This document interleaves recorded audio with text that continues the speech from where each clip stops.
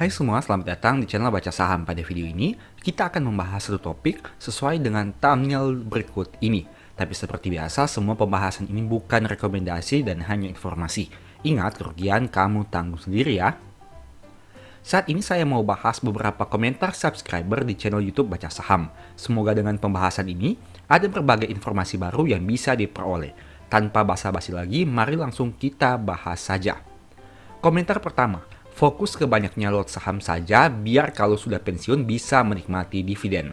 Fokus dividen investing salah satunya adalah banyaknya lembar saham atau lot yang dimiliki. Karena meski saham bagi dividen besar, tapi kalau lembar saham yang kita punya sedikit, tetap saja yang diperoleh hanya recehan. Untuk itu penting bagi seorang dividen investor untuk memanfaatkan berbagai peluang agar lembar saham semakin banyak, yaitu tambah beli saat harga turun signifikan, reinvest dividen yang diterima, cari perusahaan yang prospek labanya naik di masa depan, dan masih banyak lagi.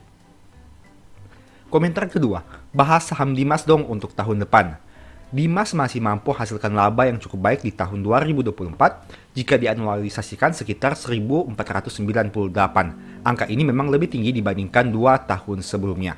Tapi saya masih kurang tertarik dengan sektor usaha Dimas. Ditambah lagi PBV saham ini masih satu kali saat video ini dibuat, di mana angka ini lebih tinggi dibandingkan perusahaan sejenis di industri yang sama. Dengan rata-rata PBV mungkin memang 1,4, tapi dengan angka PBV satu kali artinya masih dijual dengan harga modalnya. Meski harga saham turun cukup dalam, tapi saya belum tertarik dengan saham ini. Komentar berikutnya, ITMG dong kak. ITMG labanya turun dalam beberapa tahun terakhir. Dari yang awalnya 18,7, turun menjadi 7,7 dan diproyeksikan di tahun 2024 menjadi 5,5 berdasarkan data kinerja hingga Q3 2024. Artinya potensi dividen di tahun 2025 berdasarkan tahun buku 2024 mungkin tidak bisa berharap besar karena dividen dibagikan berasal dari laba yang dicapai. PBV ITMG juga masih satu kali yang berarti masih dijual seharga modalnya. Kalau laba ITMG tumbuh, sebenarnya angka PBV satu kali ini sudah menarik. Tapi karena labanya turun, saya pribadi mungkin tertarik jika PBV ITMG turun seperti tahun 2020 atau tahun 2016 bahkan bisa lebih rendah lagi. Meskipun seperti yang kamu lihat ini, untuk valuasi PBV ITMG diperdagangkan di bawah rata-rata PBV dalam beberapa tahun terakhirnya. Komentar berikutnya, Astra atau Auto. Astra. Meski banyak yang mengatakan bahwa lebih menarik beli anak usaha dibandingkan induk usaha, tapi untuk kondisi Astra, saya pribadi lebih tertarik kepada induk usahanya. Astra punya banyak segmen usaha dari berbagai industri. Saat kondisi ekonomi sulit ditebak di tahun 2024, buktinya ASII mampu menghasilkan kinerja yang bagus dengan diversifikasi bisnisnya. Di sisi lain, harganya malah turun dan mungkin hal itu bisa dilihat sebagai peluang. Tapi ingat, setiap orang punya cara pandang yang berbeda. Silahkan lakukan analisa dulu, karena untung rugi kamu tanggung sendiri. Komentar berikutnya, yang paling oke sektor bank. Kalau ada penurunan buat tabungan, setelah semua kembali normal, baru cari sektor lain. Apalagi sekarang, sektor bank dividennya sedang bagus-bagusnya dengan harga sekarang. Saham Big Banks di tahun 2024 memang menghasilkan kinerja saham yang tidak menarik. Bahkan seperti BRI dan BNI, harganya turun signifikan. Dengan penurunan itu membuat dividen yield jadi lebih tinggi, dengan catatan perusahaan mampu hasilkan pertumbuhan laba, dan dividen payout rasionya setidaknya sama dengan tahun lalu. Artinya kalau kamu ingin beli saham bank, pastikan labanya tumbuh dan payout rasionya konsisten, jika mengincar dividen yang menarik. Komentar berikutnya, semoga BRI semakin turun saja sebelum bagi dividen final tahun depan. Semakin rendah harga saham, dividen yield potensi semakin besar. Tapi kembali lagi, tidak ada yang tahu bottom harga di angka berapa. Terus perketat money management dan akan lebih bagus jika punya recurring income dari usaha atau kerja untuk melakukan average down. Hal ini tidak hanya untuk saham BRI, tapi untuk semua saham yang menurut Anda bagus dan layak untuk dibeli karena harganya sedang turun signifikan. Komentar berikutnya, Pak, mohon analisa saham MBMA. Harganya nggak kemana-mana, bagaimana prospek ke depannya? Saya belum tertarik dengan MBMA karena masih tergolong saham baru, PBV cukup premium, dan belum kelihatan track recordnya di bursa. Komentar berikutnya, saya baru jadi investor, mau tanya, grafik PBV yang ditampilkan didapat dari aplikasi apa? Thanks admin. Saya pakai aplikasi Stockbit dan pilih menu Funda Chart, kemudian klik Save untuk pilih indikatornya. Semoga bermanfaat ya. Komentar berikutnya, Kalau masih di bawah 1M, maka trading lebih baik agar growth portfolio lebih cepat. Tapi jika di atas 1M, maka value investing. Tapi jika di atas 10M, maka dividend investing.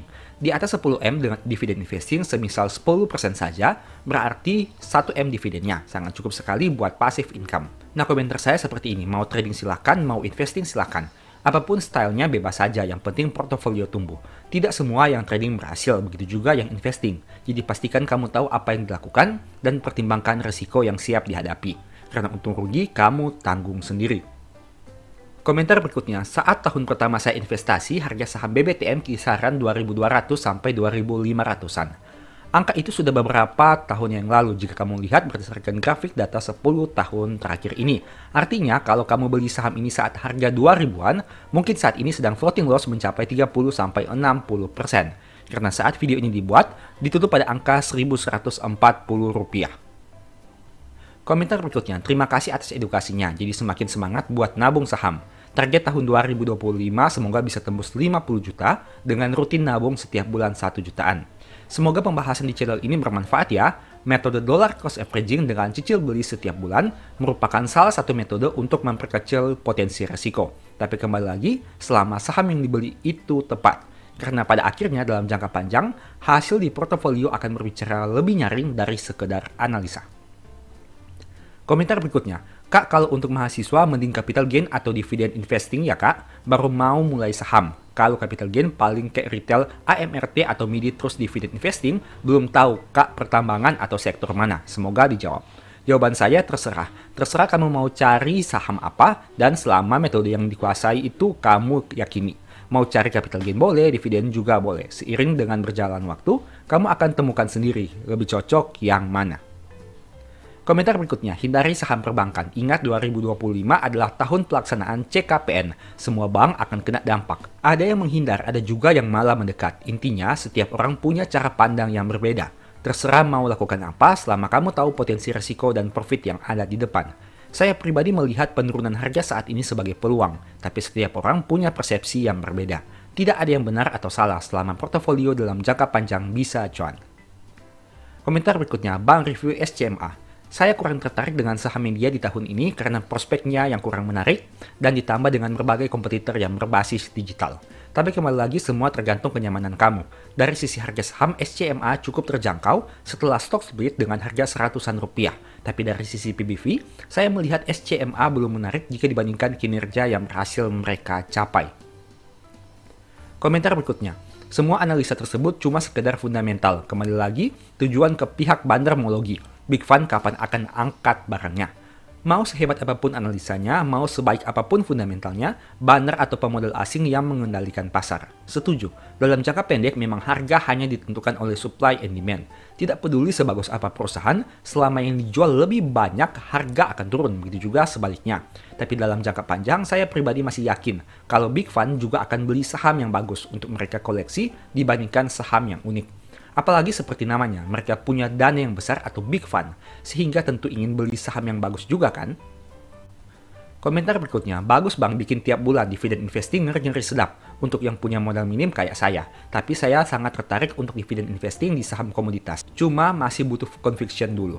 Saya akan usahakan update setiap bulan tentang video yang membahas 12 saham besar yang rutin bagi dividen. Semoga tidak lupa dan bisa terus update. Tujuannya untuk melihat apakah jika beli 12 saham besar yang rutin bagi dividen itu sudah cukup atau belum untuk menghasilkan kinerja portofolio yang menarik dari sisi capital gain dan dividen. Komentar berikutnya, bahas GGRM Pak, bandingkan dengan HMSP dan jika memungkinkan, saham di luar sektornya seperti Bumi atau MNCN. Sektor rokok memang sedang diterpa berbagai sentimen negatif, sehingga orang-orang yang menghindari risiko mungkin akan menghindari sektor ini. Apalagi kinerja keuangannya juga tidak sebaik beberapa tahun sebelumnya, sehingga mungkin mempertimbangkan seberapa besar risiko yang siap dihadapi jika tetap memutuskan ingin membeli saham rokok. Semoga dengan video ini kamu memperoleh manfaat baru dan sebagai informasi, saya sudah pernah buat satu video yang mungkin bisa berguna bagi kamu. Silahkan nonton hingga selesai agar mendapat pemahaman yang utuh. Nah, berikut ini kriteria pemilihan sahamnya. Yang pertama, pertumbuhan labanya positif dari Q1 sampai dengan Q3 tahun 2024 dibandingkan tahun 2023. Yang kedua, dividen yieldnya di atas 5%. Dan ketiga, menghasilkan laba minimal 2 triliun rupiah. Nah, tentu saja semua nama saham yang disebutkan ini bukan rekomendasi dan hanya sebagai informasi saja. Untuk itu, mari kita langsung masuk kepada nama sahamnya. Saham pertama adalah Pegas dengan kenaikan harga saham 39,4% selama tahun 2024. Saat video ini dibuat, ditutup pada angka 1.590. Untuk kinerja net income-nya diproyeksikan di tahun 2024 terjadi kenaikan laba dibandingkan tahun 2023. Oh iya, tapi sebagai informasi, untuk kriteria net income pertumbuhannya yang kita gunakan adalah total dari Q1 ditambah Q2 ditambah dengan Q3 di tahun 2024 dibandingkan dengan tahun 2023. Artinya kita bukan menggunakan data anualisasi, melainkan realisasi tahun 2024 untuk data sampai dengan Q3 dibandingkan data dengan tahun 2023. Untuk aspek gross profit marginnya 17,7% dengan net profit margin 7,4%. Angka profitabilitas yang masih bisa dikatakan cukup baik meskipun tidak terlalu luar biasa. Net income-nya naik 3,9% secara kuarter dan menawarkan dividen dengan yield 9,3% yang terakhir dibagi di tahun 2024. Untuk kinerja hingga Q3, total pendapatannya sayangnya mengalami penurunan dari 14,9 turun menjadi 12,5 di tahun 2024 ini hingga Q3. Total beban pokok penjualannya juga mengalami penurunan dan laba kotornya turun dari 2,5 menjadi 2,2 di tahun 2024 ini hingga Q3. Untuk laba usahanya juga masih turun dari 1,7 menjadi 1,4. Tapi karena adanya penghasilan lain-lain yang mengalami peningkatan di tahun 2024 ini, menyebabkan laba sebelum pajaknya naik dari 1,5 menjadi 1,7, yang pada akhirnya berujung pada laba bersih yang tumbuh dari 1,2 menjadi 1,4. Dan jika kita bandingkan kinerja di Q3 tahun 2024 ini, angka ini bisa dikatakan mirip seperti angka kinerja di tahun 2022 meskipun sempat mengalami penurunan. Itu artinya meskipun sempat terjadi kenaikan dari tahun 2023 ke tahun 2024, tapi jika ditarik dalam 4 tahun terakhir, sebenarnya kinerja laba Pegas belum bisa dikatakan tumbuh dengan signifikan. Kemudian dari harga sahamnya. Harga saham saat video ini dibuat mirip seperti harga saham pada beberapa tahun sebelumnya. Sebut saja tahun 2017, tahun 2020, 2021, 2022 hingga 2023. Sebagai informasi, Pegas merupakan saham yang dulu harga sahamnya pernah berada di atas 5.000 dan kemudian terjun bebas hingga ke angka 1.000-an rupiah. Untuk aspek PBV, saat video ini dibuat rata-rata PBV 10 tahun terakhir adalah 1,2 dan diperdagangkan pada angka 0,93. Artinya harga saham Pegas dijual di bawah modal per lembar sahamnya. Meski begitu, kamu bisa lihat di sini untuk angka historical PBV dalam beberapa tahun terakhir sebenarnya tidak bergerak cukup signifikan, yang artinya berada pada angka sekitaran di bawah 1 kali. Dulunya saham Pegas ini sempat diperdagangkan pada angka PBV di atas 3 kali. Untuk probabilitas dalam 5 tahun terakhir adalah 40%, artinya 3 tahun mengalami penurunan dan 2 tahun mengalami kenaikan. Kenaikan tertinggi di tahun 2024, sedangkan penurunan tertinggi di tahun 2023. Itu artinya setelah mengalami penurunan yang signifikan di tahun 2023, harga saham Pegas tiba-tiba naik signifikan di tahun 2024. Untuk aspek dividen, sayangnya saham ini sempat absen membagi dividen di tahun 2021. Ini merupakan historikal pembagian dividen dalam 5 tahun terakhir. Saham kedua NISP yang mana harga sahamnya naik 9,5 selama tahun 2024. Kinerja net income jika dianualisasikan mengalami kenaikan dibandingkan tahun 2023. Begitu juga dengan realisasi Q1 tambah Q2 tambah Q3 tahun 2024 dibandingkan dengan tahun 2023. Untuk gross profit margin 58,6% dengan net profit margin 29,2%. Angka profitabilitas yang sangat memuaskan. Net income-nya juga naik dengan angka 44% dengan dividen yield 5,4%. Untuk kinerja hingga Q3, total pendapatannya mengalami kenaikan dari 4,1 menjadi 4,8. Total beban pokok penjualannya naik juga dari 1,6 menjadi 2. Dan laba kotornya masih bisa tumbuh dari 2,4 menjadi 2,8. Kesimpulannya, laba bersihnya tumbuh dari 988 menjadi 1,4 triliun rupiah. Untuk harga sahamnya, saat video ini dibuat, NISP di angka 1.315 dan angka ini bisa dikatakan merupakan angka yang cukup tinggi dalam 10 tahun terakhir. Jika kamu lihat berdasarkan grafik ini, biasanya saham ini diperdagangkan pada angka di bawah Rp1.000, tapi kini dalam beberapa waktu terakhir sudah di atas Rp1.000. Untuk aspek historical PBV, PBV saat video ini dibuat di angka rata-ratanya sekitaran 0,76 kali dalam 10 tahun terakhir. Dulunya sempat di atas 1 kali, tapi sempat juga turun di bawah 0,5 kali. Untuk probabilitas dalam 5 tahun terakhir, 2 kali mengalami penurunan dan 3 tahun mengalami kenaikan. Kenaikan tertinggi di tahun 2023 dengan angka 57% dan penurunan terbesar di angka 18% di tahun 2021.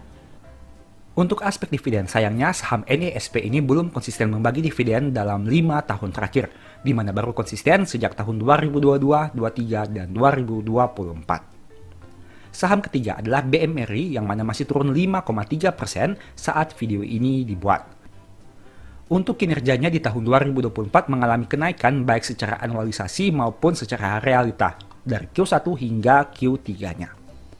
Gross profit margin 62% dengan net profit margin 37,5%. Angka profitabilitas yang sangat menarik.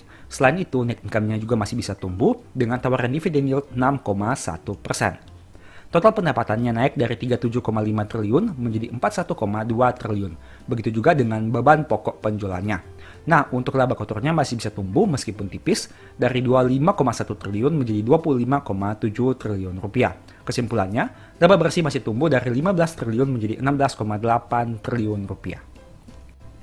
Untuk historical harga sahamnya, saat video ini dibuat di angka 5.800 dan angka ini bisa dikatakan cukup tinggi dalam 10 tahun terakhir. Untuk historical PBV, rata-rata PBV sekitaran 1,99 kali dan saat video ini dibuat diperdagangkan pada PBV rata-ratanya selama 10 tahun terakhir. Dulunya sempat di atas PBV 2,5, tapi sempat juga turun di bawah PBV 1,5 kali. Untuk probabilitas dalam 5 tahun terakhir, 2 tahun mengalami penurunan dan 3 tahun mengalami kenaikan.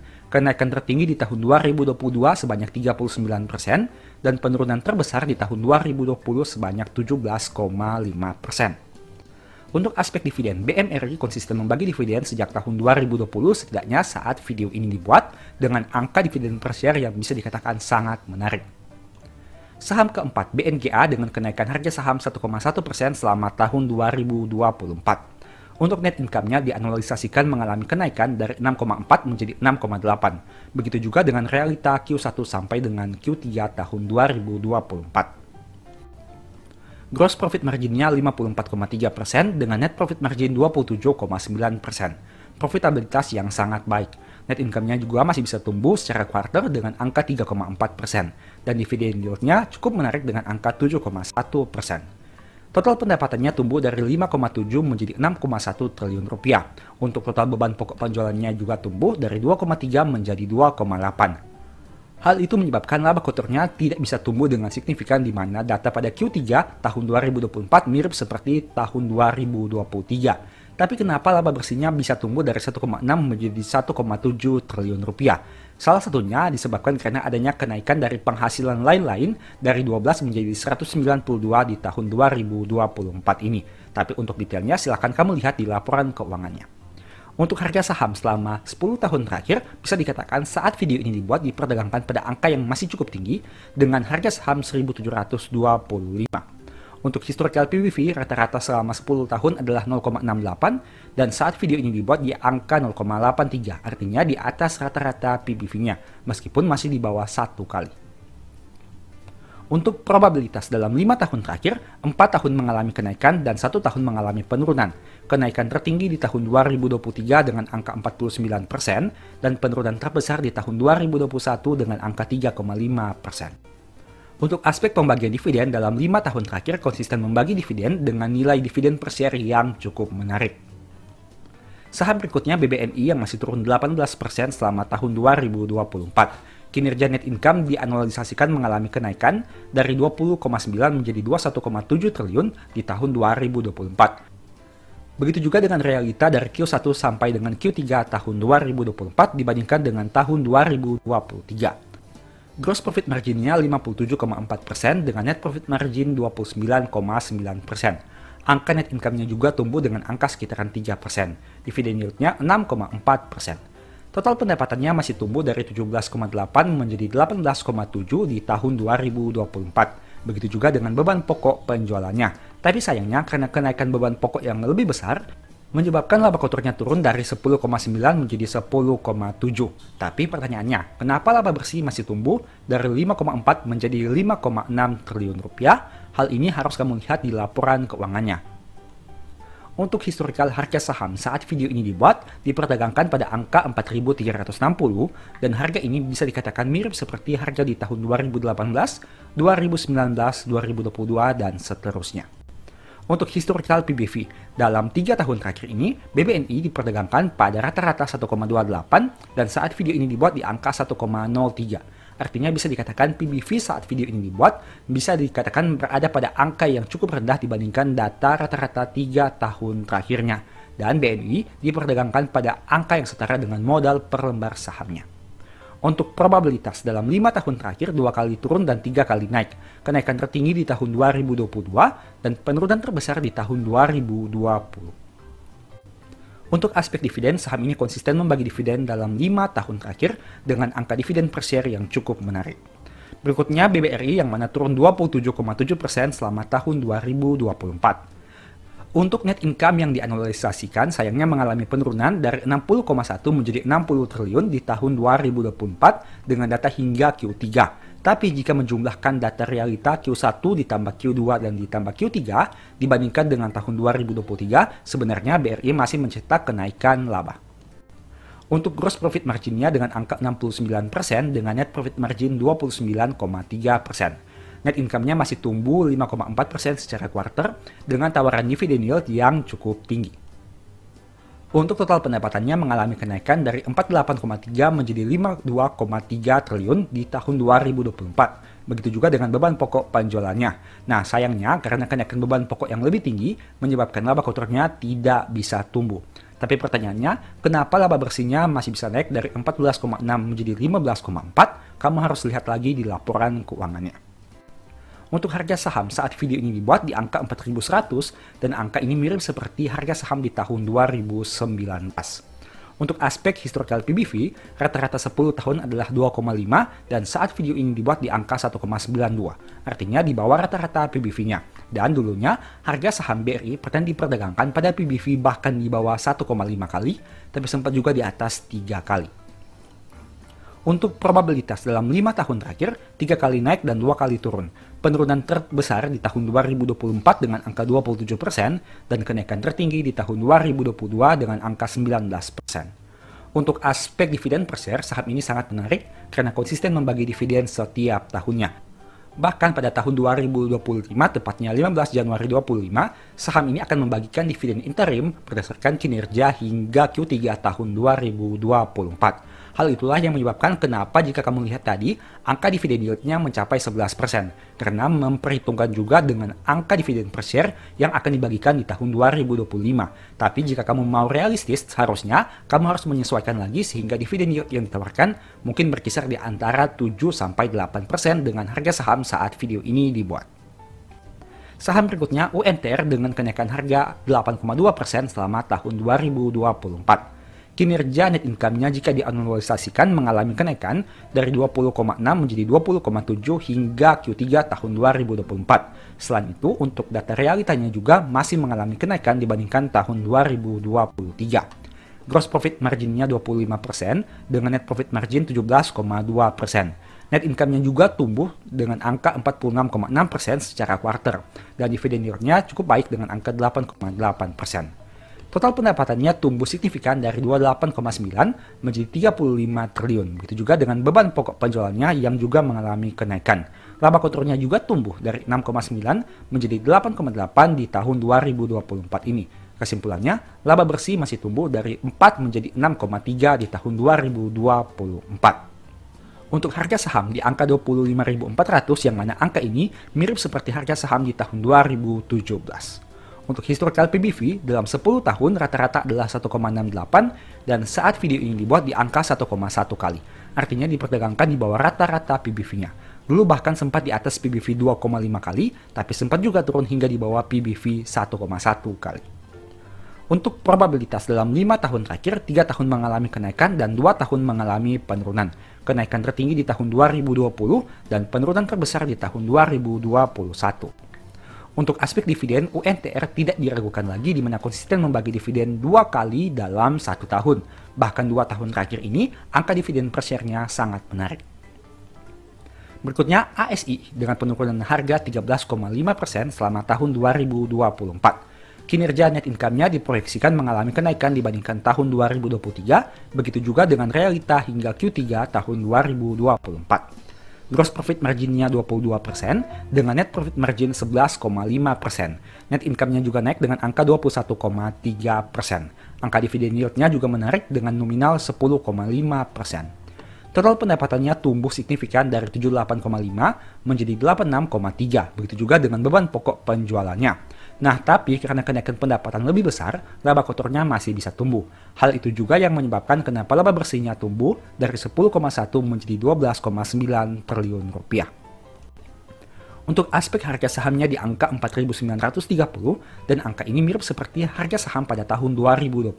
Artinya ASII ini sebenarnya menawarkan harga saham yang setara dengan harga saat terjadinya krisis di tahun 2020. Bahkan harga ini lebih rendah dibandingkan harga saham pada tahun 2015, 2016, dan seterusnya. Untuk aspek historical PBV, rata-rata 10 tahun terakhir adalah 1,9 dan saat video ini dibuat di angka 0,96 kali. Artinya ASII diperdagangkan pada angka yang sedikit di bawah dari modal per lembar sahamnya. Apakah menurut kamu hal ini merupakan hal yang wajar dengan kinerja ASII di tahun 2024 ini? Untuk probabilitas dalam 5 tahun terakhir, 4 kali turun dan hanya 1 kali naik. Itu pun kenaikannya hanya 0,4% saja, tapi penurunannya mencapai 13% di tahun 2020. Untuk aspek dividen per share, ASII tidak diragukan lagi di mana konsisten membagi dividen 2 kali dalam 1 tahun. Bahkan, 2 tahun terakhir ini angka dividen yield-nya sangat menarik. Berikutnya, GEMS dengan kenaikan harga 80% selama tahun 2024 ini. Untuk labanya mengalami kenaikan dibandingkan tahun 2023 jika dianalisasikan, begitu juga dengan data realitanya. Gross profit margin dengan angka 31%, dengan net profit margin 10,2%. Sayangnya net income-nya secara kuartal turun 16,1%. Untuk dividen yield-nya sangat menarik dengan angka 12%. Total pendapatannya mengalami penurunan dari 10,1 menjadi 8 di tahun 2024 ini. Hal itu menyebabkan laba kotornya turun dari 3,2 menjadi 2,5. Dan hal itu juga yang menyebabkan kenapa laba bersihnya turun dari 998 menjadi 836. Untuk harga sahamnya di angka 10.500 dan angka ini bisa dikatakan cukup tinggi jika dibandingkan dengan data 10 tahun terakhir. Dulunya saham GEMS ini diperdagangkan pada angka di bawah 7.500, tapi kini sudah di angka 10.500. Hal itu menyebabkan secara PBV juga mengalami kenaikan yang luar biasa, dengan historikal rata-rata 3,8 saat video ini dibuat di angka 6,1 kali. Dan sebagai peringatan, kamu harus mempertimbangkan hal ini mengingat angka PBV-nya sudah cukup tinggi jika dibandingkan secara historikal maupun secara nominalnya. Untuk probabilitas dalam 5 tahun terakhir, 2 kali mengalami penurunan dan 2 kali mengalami kenaikan, dengan angka kenaikan yang mencapai 81% di tahun 2024 dan 211% di tahun 2021. Untuk aspek dividen per share, angka ini sangat menarik karena GEMS merupakan salah satu saham yang sangat rutin membagi dividen. Bahkan tidak jarang mereka membagi dividen dengan jumlah yang cukup signifikan seperti pada tahun 2024 di mana membagi dividen 4 kali. Di tahun 2023 2 kali, di tahun 2022 bahkan di atas 4 kali dan seterusnya. Untuk data detailnya silahkan kamu lihat berdasarkan tampilan yang ada ini. Nah, ini merupakan kesimpulan dari 9 saham yang tadi kita bahas. Jika kamu lihat, yang pertama adalah aspek pertumbuhan net income secara growth year to date, kamu akan menemukan saham Pegas dan NISP yang menduduki posisi kenaikan tertinggi dengan angka 29 dan 25%. Sedangkan saham ASI dan GEMS hanya memiliki kenaikan yang sangat tipis dengan angka 0,6 dan 0,5%. Untuk aspek dividen yieldnya, kamu bisa melihat ada saham Games dengan angka 12,2%, ASII 10,5%, dan Pegas dengan angka 9,3%. Meski begitu, kamu harus ingat bahwa angka dividen yield ini akan terus berubah seiring dengan kebijakan pembagian dividen yang dilakukan oleh perusahaan. Untuk aspek ketiganya, yaitu pencapaian laba hingga Q3. Seperti yang kamu tahu, saham BRI merupakan perusahaan yang mencetak laba tertinggi dengan angka 45 triliun, ada juga BMRI 42 triliun. Sedangkan untuk Pegas, NISP hanya menghasilkan laba sekitaran 3 triliunan rupiah saja. Tapi 9 saham ini bisa kita sebut sebagai saham besar yang mampu menghasilkan net income besar karena semuanya menghasilkan net income di atas 3,5 triliun dalam 9 bulan saja. Nah, menurut kamu bagaimana? Dari 9 saham yang kita bahas ini, apakah ada yang menarik? Tentu saja kamu harus mempertimbangkan dari banyak aspeknya. Tapi, inti dari video ini saya hanya menampilkan saham-saham yang memiliki pertumbuhan net income selama tahun 2024 hingga data Q3-nya. Kita tidak tahu di data hingga Q4 apakah masih tetap akan konsisten tumbuh atau tidak. Sehingga hal itu bisa menjadi salah satu patokan untuk memproyeksikan pertumbuhan dividen di masa depan yang akan dibagikan di tahun 2025. Tentu saja kita juga pertimbangkan dari aspek harga sahamnya. Semakin harga saham mengalami penurunan, setidaknya dividen yieldnya cenderung akan mengalami potensi peningkatan. Karena harga saham yang turun akan membuat dividen yield menjadi naik. Tentu saja dengan mempertimbangkan saham-saham ini tentu saja harus memiliki net income yang menarik. Demikianlah pembahasan singkat pada video ini. Selalu ingat bahwa semua saham yang disebutkan bukan rekomendasi dan hanya bersifat edukasi serta informasi. Mohon juga agar dapat mengecek kembali data yang ditampilkan karena bisa saja terjadi kesalahan pengetikan atau pengambilan data. Di video berikutnya ingin dibahas materi apa lagi? Tulis di kolom komentar ya. Sebagai informasi, berikut ini beberapa list ebook baca saham. Pertama, psikologi saham. Kedua, stock for living. Ketiga, strategi nabung saham. Keempat, the stock market. Dan yang kelima, cara cepat analisa laporan keuangan. Apabila tertarik, chat saja pada nomor WA yang ada. Sekian video ini, semoga bermanfaat. Thank you.